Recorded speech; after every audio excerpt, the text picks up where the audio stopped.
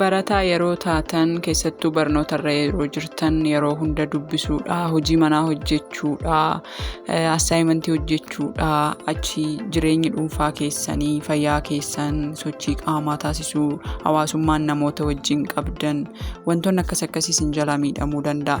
Yeroo hunda dubbisuunis nama nuffisiisaa, hamilee dhabuu, dubbisa nuffuu, mootiveeshinii dhabuu, jibbuu, qabxiin nama jalaa gadi bu'uu, even mana barumsaa deemuun yeroo itti nama jibbisiisu tokko yeroo itti hamileen namaa gadi bu'u hin jira. Yeroo akkasii akkamitti darbuu dandeenya? Akkamitti waan kana jalaa bahuu dandeenya? Falli isaa maali? Furmaanni isaa maali? Barataan akkamitti yeroo mootiveeshinii dhabee, yeroo hamilee dhabee of sirreessee gara bakka duraa isaatitti deebi'uu danda'a kan jedhu yoo ilaallu, karaalee itti wantoota kana sirreeffachuu dandeenyu keessaa muraasa isaa waliin ilaallaa jechuudha. Yeroo miirri akkasii namatti dhaga'amu, yeroo dubbisuun nama nuffisiisu, keessattuu barattoota kutaa 12ffaa yoo taatan haala isin keessa jirtan tilmaamuun hin ulfaatu. Barnoota waggaa 4 dubbistuu hin baay'ataa, gaafii hojjechuus sinirraa eeggamaa, sodaan qormaataa hin jira, guyyaan gadi lakkaa dhumee jedhama, maatiin waan sinirraa eeguu qaba. Barataa kaaniyyuu yoo ta'e barataa waan keessa darbuudha, maatiin barataa cimaa akka taataniif hawaa isiniyyuu barataa cimaa ta'uu, qabxii keessan fooyyeffachuu, barataa cimaa yoo taatan cimina keessan itti fufsiisuu barbaaddu. Garuu jireenyi karaa adda addaatiin nama qora jechuudha. Keessattuu bara kana bara bilbilli, sooshaal miidiyaan, wantoonni hunduu salphaa fakkaatan gadi taa'anii sa'aatii dheeraadhaa barnoota dubbisuun hagam akka ulfaatu, hagam akka mataa namaatitti cimu hin beeknaa jechuudha namoota waan kana keessa jirudha. Kanaaf har'a gabaabumatti gorsa gabaabaasaa akka hangafa keessaniititti, keessattuu ijoollee haayiskuulii jirtaniif yuunivarsiitiis warra jirtan yoo ta'in ta'a jechuudha. Mootiveeshinii deebifannee hamileedhaan akka dubbisnuuf wantoota nu godhan irratti mari'anna jechuudha.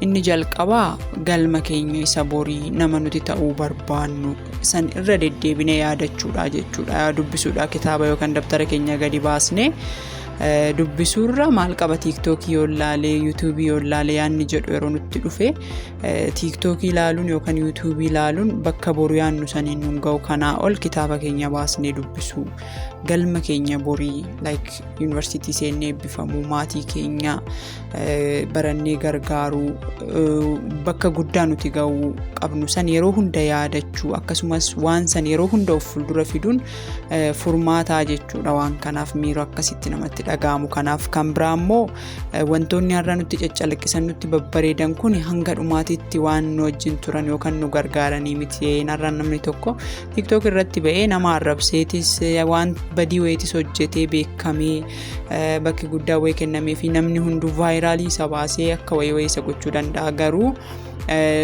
jireenya akkasii sun boru gammachuu hin qabaataa jennee yoo ilaallu miti jechuudha. Kanaa ol waan gadi taa'anii hojjetantu boru nama jiraachisa, karaa dheeraa nama oofaa jechuudha. Isa keessaa tokko immoo barnootaa jechuudha. Biyya akka keenyaa keessattuu Afrikaa keessatti namni hin baranne jechuun yuunivarsiitii seenee digirii hin qabne osoo hin taane namni beekumsa hin qabaanne karaa fuulduraatitti bakka hin qabaatu jechuudha. Kanaaf fuuldurri namaa kan bareedu, karaan fuuldura namaa bareessu keessaa inni tokko barnoota jechuudha. Kanaaf barnoota keessanitti hin qoosinaa jechuudha. Kan barate eessa ga'ee, kan barate hojiin argatu, barnoonni qaxarriin mindaan isaa xiqqoodha maal hin dhaga'inaa jechuudha. Barachuu qabna. Nama baratetu biyya ijaara, nama baratetu bakka guddaa gahaa jechuudha. Eeyyeen cinaadhaan waan biraa hojii hojjechuu yaaluu, waan biraa wantoota biraa iskilii biraa qabaachuu, waan adda addaati irratti hirmaachuu sirrii miti jechaan jirru. Garuu barnoota immoo barachuu qaba namni.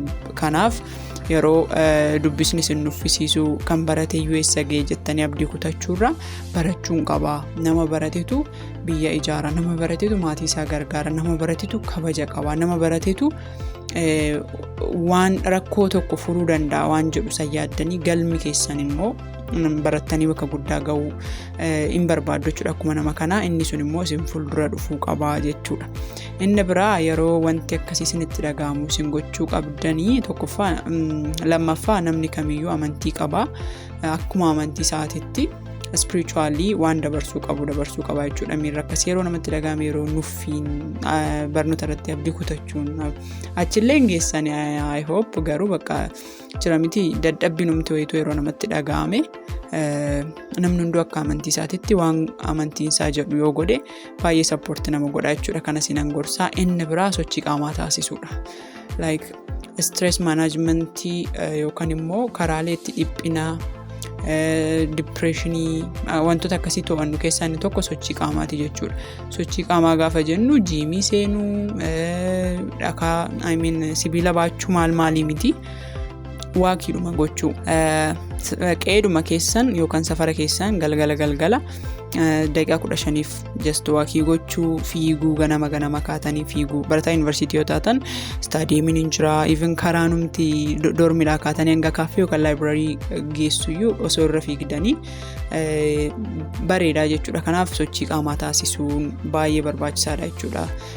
Waan kanaaf inni biraa bishaan sirriitti dhuguun barbaachisaadha jechuudha. Like mataan namaa sammuun keessan dehydrate ta'e yookaan immoo hanqina bishaanii qaba yoo ta'e yeroo dubbistan xiyyeeffannoo dhabuu salphumatti jeeqamuu salphumatti stressiin sinitti dhufuu wantoonni akkasii waan jiraniif bishaan sirriitti dhugaa. Like meekaanizimootaan sinitti maa jira jechuudha. Yeroo miira akkasii keessaa ba'uudhaaf bishaan dhuguu. Inni biraa barreessuu gaafan jedhu like nootbuukii xiqqoo ishee yoo qabaattan bareedan qabdan yoo ta'es waraqaa gaggabaabsitanii kukkuttanii steepleridhaan hojjechuu ni dandeessu. Joornaalii gochuu jechuudha.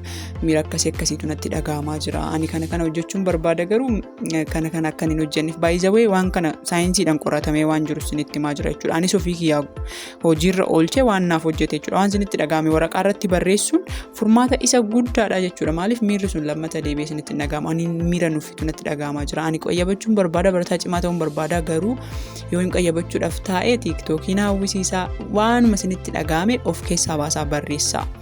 Kanaaf meekaanizimii tokko jechuudha. Yoo nuffitan yoo dadhabdan yoo miirri akkasii jiraate barreessaa joornaalii jechuudha barreessa. Furmaanni inni biraa immoo hiriyaadha jechuudha. Hiriyaa gaafan jedhu kan namni hunduu hiriyaa ta'uu hin danda'u. Hiriyoonni tokko jiru garuu hiriyoota dhugaa ijoollee kilaasitti wajjin barattan ta'uu danda'a. Nama ollaa keessan jiru hiriyaan jira miti hin qabnan hundi keenya nama akkasii mari'achiisa. Just miira akkasiitu natti dhagahamaa jira. Dubbisa kiyya irratti konsistante ta'uu hin dandeenye akkam godhuu yoo jettan nama wajjin communicate gochuun haasa'uun rakkoo hedduu fura ijoollee beekamaadha. Kanaaf hiriyoota keessan mari'achiisaa namootatti himaa waan sinitti dhagahamu. Anaafis komentii yoo na barreessitan natti tolaa jechuudha. Waan akka sababa kanaan dubbisan uffaan jira maal godhu maal na gorsita yoo jettan anis waan isinii qooduun dhabu. So anis akka hiriyaatitti yookaan akka hangafaatitti na ilaaluu dandeessu. So hiriyaa keessaniif qoodaa jechuudha. Miira akkasii yeroo isinitti dhagahamu wanti isaan isinitti himan wanti isaan isiniif deebisan furmaata guddaa ta'a. Ammatti yaaduu dhiisuu dandeessu. Maal laa godhan immoo silaa barataadhuma akka kootiitti jechuu dandeessu. Garuu wanti hiriyaan keessan isiniin jedhu haamilee isinitti horuu danda'a.